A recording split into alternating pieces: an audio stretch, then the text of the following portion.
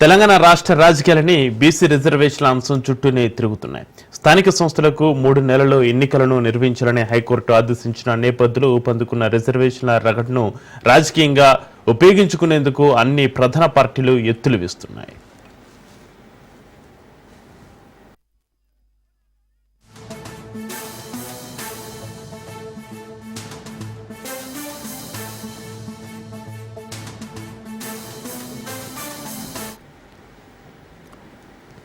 కాంగ్రెస్ అగ్రనేత రాహుల్ గాంధీ అందిపుచ్చుకున్న దేశవ్యాప్త నినాదంతో సామాజిక న్యాయం చేస్తున్నామని చెప్పుకునేందుకు తెలంగాణ కాంగ్రెస్ ప్రయత్నిస్తుంది. ఎస్సీల వర్గీకరణ, మంత్రివర్గ విస్తరణతో పాటుగా తాజాగా రాష్ట్ర కేబినెట్ ఆమోదించిన ఆర్డినెన్స్తో అన్ని వర్గాలకు తాము న్యాయం చేస్తున్నామని చెబుతుంది. అంతకంటే ముందు అసెంబ్లీలో ఆమోదం పొందిన బీసీ బిల్లు కూడా కామారెడ్డి డిక్లరేషన్ను చిత్తశుద్ధితో అమలు చేస్తున్నామనేందుకు నిదర్శనమని ఆ పార్టీ నేతలు అంటున్నారు.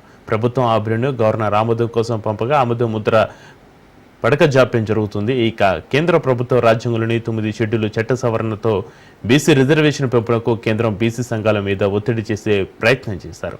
ఇక అయినా ముందుకు సాగలేదు. దీంతో బీసీల పట్ల చిత్తశుద్ధి చేయించుకోవాలని కాంగ్రెస్ ప్రభుత్వం భావించింది. దీంతో బీసీ రిజర్వేషన్ ఆర్డినెన్స్ పై జీవో జారీ చేసింది.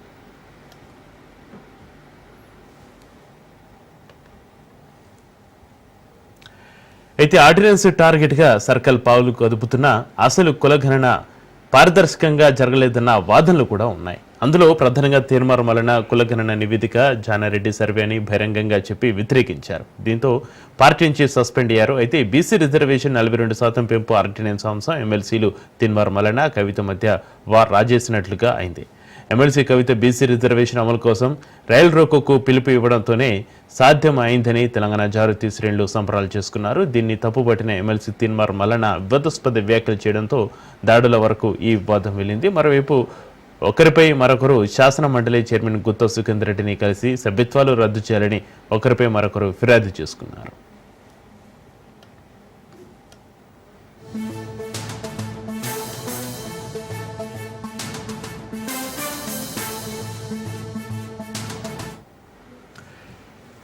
బీసీ రిజర్వేషన్లకు చట్టబద్ధత కల్పించాలన్న ప్రధాన డిమాండ్ వినిపిస్తున్న బీఆర్ఎస్ ఈ విషయంలో కాంగ్రెస్ వైఖరిని తప్పుపడుతుంది. బీసీలను మోసం చేసేందుకే ఆర్డినెన్స్ అంటున్నారని ఏకసభ్య కమిషన్ పేరుతో ఇచ్చిన నివేదిక లొసుగులతో ఉందని, ఈ నేపథ్యంలో బీసీలకు న్యాయం జరిగే పరిస్థితి లేదని అంటోంది. ఇక బీజేపీ కూడా ఈ విషయంలో కాంగ్రెస్ వైఖరిని తప్పుపడుతోంది.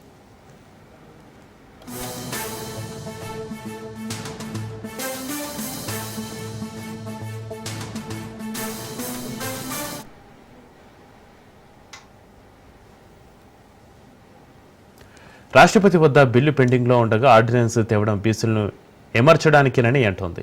తాము బహిరంగంగానే బీసీలకు 42% రిజర్వేషన్ అంశానికి మద్దతు ఇస్తున్నా అటు రాష్ట్రపతితో పాటు ఇటు పార్లమెంట్లోనూ రాష్ట్ర ప్రభుత్వం పంపిన బిల్లుకు ఆమోదం పొందకపోతే తమకు స్థానికంగా పట్టు రాదేమోనని ఆందోళన కమలనాథుల్లో వ్యక్తమవుతోంది.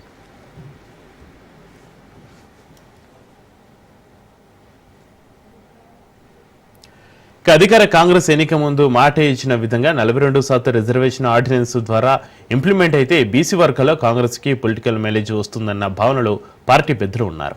ఒకవేళ ప్రతిపక్షాలు డైరెక్ట్గా కాకుండా ఇండైరెక్ట్గా న్యాయస్థానాలని ఆశ్రయిస్తే ఎలా ముందుకు వెళ్లాలని వ్యూహరచన చేస్తున్నారట.